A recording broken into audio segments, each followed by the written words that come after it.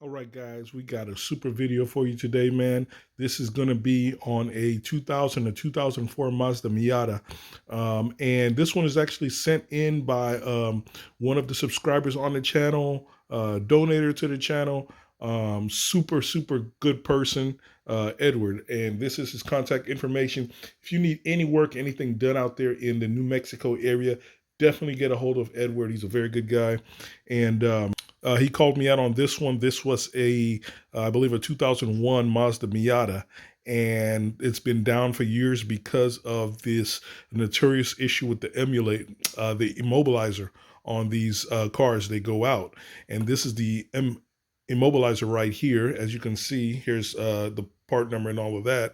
So he decided there's really no information on getting this done as far as like possibly a immobilizer off solution or something, because this immobilizer, when it goes bad, you cannot even go to the dealer and buy a different one.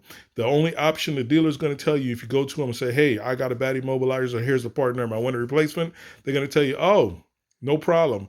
Go over there to aisle 6 right there. We got the brand new ones for you, $80,000 a pop. Go ahead and buy a new one from us. So at this channel, we don't play that. So what we're going to do today, we got an ultimate immobilizer off solution. We're going to show you the security details on this vehicle, how it operates and all of that, and different options that you have.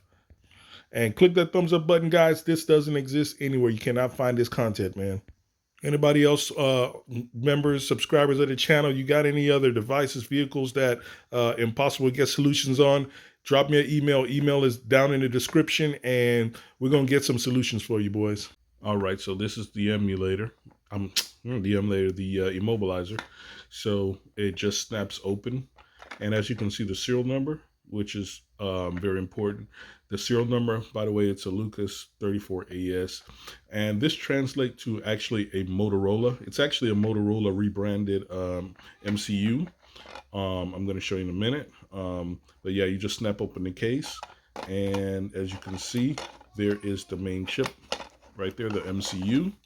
And these immobilizers fail. It's very common on the Mazdas. And when they do, you're kind of screwed because the dealer doesn't, of course, provide any replacements right now. Okay, so we can actually pull this chip and read it, but it's not really necessary. But you would need basically this device, the Orange Pro. As you can see, that is the actual chip, HC05B. And here is the actual pinout of the device. This is not very common layout. As you can see, we've got actually pin 1 right here near the center of the MCU. And as you can see, the notch, you've got it here. So we're used to having our pin 1 here, but on this chipset, they basically set it up like this. And that is the actual B. That is the actual model number here. So pin 1 starts there. I'm going to show you. Okay, I just went ahead and put it under the microscope so you can see. We've got that little notch there, was, as you saw in the diagram, that designates pin 1. And as you can see on the board, also designates pin 1 right there. And there it is, normal view. Okay. And as you can see, the Motorola logo, and it's rebranded as a Lucas. As you can see, the chipset 3D33J. And this is the actual ECM. There's the part number, right? So it's just 4 screws on the back and 1 securing it, Phillips. And there's our actual board. And our EPROM is actually located right there. That is a 93, as you can see, 93C56, okay? So there's multiple ways to get the actual immobilizer code, and I would strongly recommend verifying it. If you were trying to do any kind of syncing or whatnot with this, you could, if this is all original for the original ECM, the serial number matches back in the database, and you can get the immobilizer pin from the serial number. And for example, this serial number 62107462113, I pulled it on the IM608. I'll show you in a second, and it does match. And I confirmed it because that same serial number is also located on the EPROM chip, rather the pin is, right? So I'm able to read the EPROM here. So to do that, we're going to use the XP400. And of course, we're going to use our push style to read in circuit. I've got video on EPROM reading in circuit, guys. Like and subscribe if you're new to the channel. Check my other videos on this. We also sell this push style connector, which is far superior, 1,000 times better than a clip. Click the link in the description. Go to our website, globalcommerceca.com. We got a lot of tools for you. Of course, there's going to be somebody that says it didn't work. They can't read it. And I'm going to say, did you watch the whole video? No. Did you click the link and go to globalcommerceca.com? No. Okay, then. Watch the video. Click the link. I got the tools for you. I'm showing you how to get all this stuff done, guys. You got to follow the guides. You got to pay attention. It's only so much I can do. I'm one man. Now, as you can see, our EPROM chip is designated with a dot that tells us that is pin 1 over there in the top corner. I'm going to show you that on the microscope. On the board, we also identified as pin 1 with the notch there on the drawing. These older boards, they did a lot more detailed work on identifying compared to the newer stuff. And let me zoom in here on the microscope. And there it is. You got a better view of it. You can see the notch right there. And of course, the dot right there tells us this is pin 1. So it'll be pin 1, 2, 3, 4, 5, 6, 7, 8. Okay. And our push reader, as you can see, pin 1 will be designated by the notch right here. So then it would face basically like this, following the same schematic on the board, right? So this would be pin 1. Yeah. As you can see, the notch right there. You line it up the same way, just like that. First thing you're going to want to do is clean off. There's a gel coating on this. You're going to want to have some fine tool like these tweezers. Link in the description. We've got these hand tools as well on our website, guys. And then you can then get onto the actual pins. As you can see right here, the microscope, then you can just scrape like this. You just need to scrape off this top layer because the actual reader is just going to sit directly straight on the top portion right here. It's going to sit basically right here on the chip. So this is where you need to scrape on both sides, of course. You got to do this side of it as well. You know, scrape that off, clean it. And that's, as you can see, that's what that residue you see right there. That's the gel that I kind of scraped off already. Okay, on the IM608, we're going to go into Programmer, Accept. We're going to select MCU EPROM. Check it for updates. Okay. Read and write.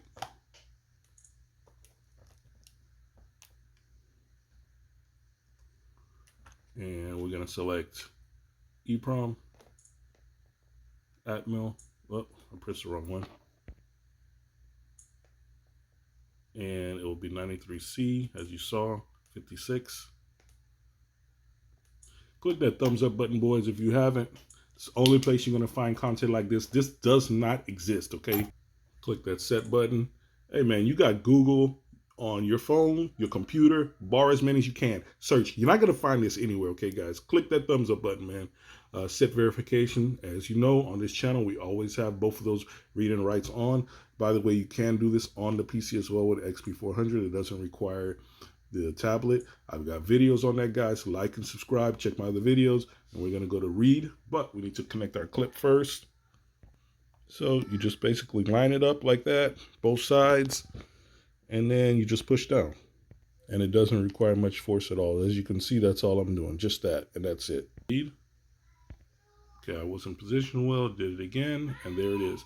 And that is our EPROM, guys. And this EPROM dump on this, the PCM contains the pin code, the same pin code that's in the immobilizer. Okay, I've already went ahead and transferred this over to my PC just to show you guys a little bit easier. And where I highlighted is the pin code. As you can see in the PCM, it's separated by zeros like that. But that's the offset where it's at, and it's 53, 48, 34, 86. Okay. And as you can see, they actually translate to the SH4 and the ASCII character of a cross. That's what that pin number translates to. So you can see when I change it. And what we're going to do now is change it to match the emulator. And that is going to be 1, 1. That's going to stay the same. 1, 1. That's going to stay the same. 1 1. That's going to stay the same, and 1 1.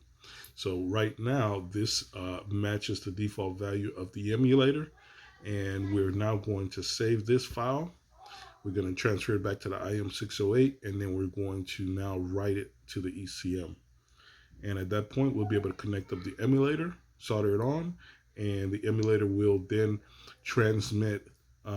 They will basically be in sync with that same emulator code, and the PCM will then crank the vehicle and start the vehicle.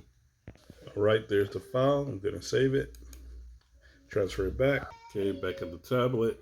I'm going to download the file.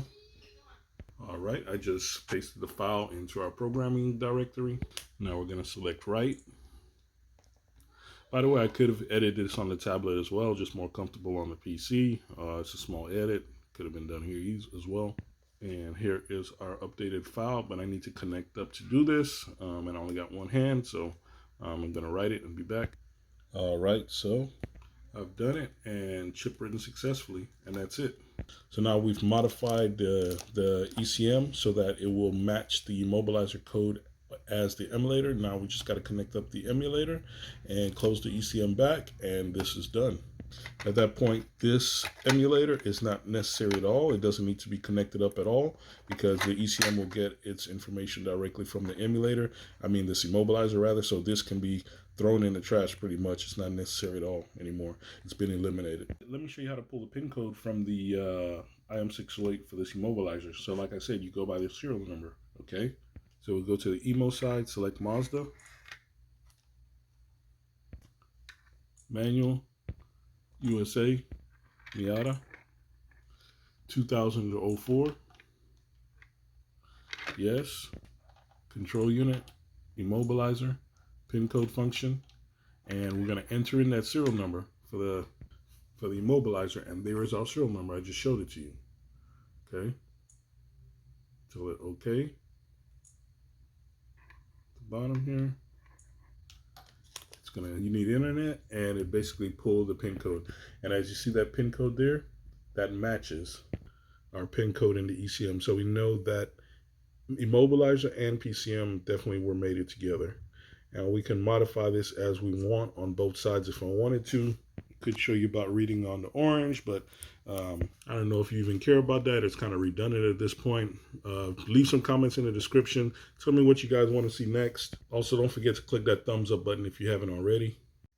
All right, guys, here's the schematic of the actual immobilizer. Down here is the pinout of the immobilizer. You can pause this and view it at your leisure. And it has two power inputs. Here's the main, always on power at the top. It goes in and connects to that side. And this is the ignition on power. And it comes in at L. So you can see it down there. L is going to be down at the bottom. That's ignition on power. And J is always on power, right? So we're going to get that from the PCM, those same power inputs, and we're going to grab a ground, and then we're going to hardwire in the immobilizer cable, which is right there, A, and that should do it. All right, guys, this is quite a while later. I can't remember where I left off on this video, but that is the EPROM chip. I've modified it, and here we are at the board. And what I did, this is a rough chart I just drew out here to the pinouts of this PCM. So basically here where you see the red cable, that is our power in, and the black is our ground, and the green you see down there, which is actually the pin next to it. As you can see, I marked it with the black marker right there. That is the emo line that I'm tapped in, that you see the green cable. And that goes to my board I have here on the side here. As you can see that board. And this is the immobilizer emulator. So it eliminates the factory immobilizer. So this is now trash, right? It's not needed at all in the vehicle at all. So the PCM will be standalone and the car will start. In fact, here at the scanner, I'm tapped into the K line so I can communicate with the PCM. And if I go back and tell it to read codes, you'll normally get a P1624, I believe it is, which is immobilizer failure. And we're establishing communications, trying to communicate with the PCM. All right, and as you can see, we do not have the P1624. And if I disconnect this line, I'm going to disconnect the green line and show you the actual DTC. So by the way, guys, link in the description. If you got a Mazda Miata, you need this fix. Link in the description. Head over to our website, globalcommerceca.com, and we've got a service to get this fixed for you guys. All you got to do is send in your PCM, and we return it to you the next day. Plug and play. Your car starts. Problem is over forever.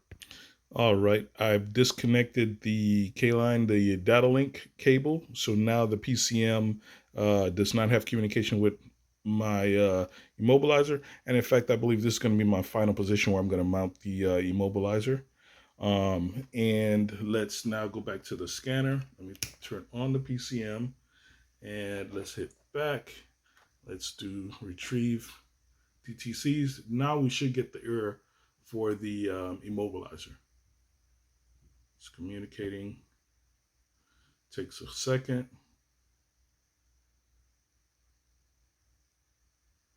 All right. So there it is. P1624, Vehicle Anti-Theft System. So if you get that error message, this will definitely fix your problem, guys. Don't forget to click that thumbs up button, like and subscribe, and definitely check out our members areas and check our other videos. We got a lot of videos on automotive secrets, guys. Also, link in the description to head over to our website to get your Miata PCM fix, guys. All right, there's my final mounting position. I've got it isolated from the board, and it's down with it's actually stuck down, so it's not going anywhere. And I'm gonna put the case back on, do a final test, and that'll be it. It'll be shipped back out to my guy. And definitely, like I said, if you're out in his area, definitely check him out. Very good man, stand-up guy, and he's got all the services. He'll be able to handle all the services that he advertised.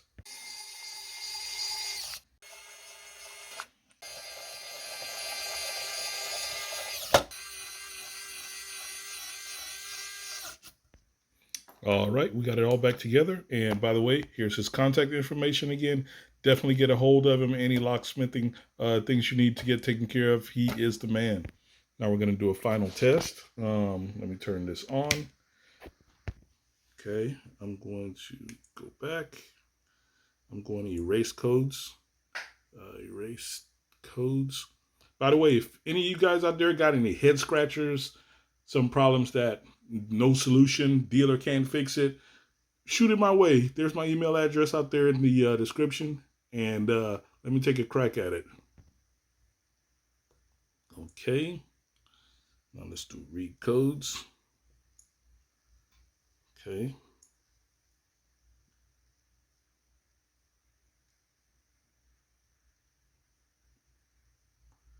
We might just get no codes or a few of the disconnected. There it is, no codes at the moment, because of course the module has just been reset. I'm going to turn it off and back on. And let's try that again. Might still be no codes, but if there was a DTC problem regarding the immobilizer, it would have definitely tripped right there, which of course it didn't. Okay, and bam, no more 1624, guys. Like I said, click that thumbs up button, boys. Like and subscribe. See you on the next one. Can't remember if I showed you guys the pinout, but here it is, just in case I forgot to include that. So our power ignition on is 4AF and constant battery is 4AG. And I believe, yeah, as you can see right there, power supply main, that's ignition, and that's constant battery feed 4AG. Just gonna scroll through a little bit. You can pause and bring it back as you need so you can see everything. You'll see where I got the grounds and everything else. So a little bonus footage for those guys that stuck to the end. You always get the little bonus, man. There you go, guys. And that's where it happens. That's where it's all at, man. Don't forget that.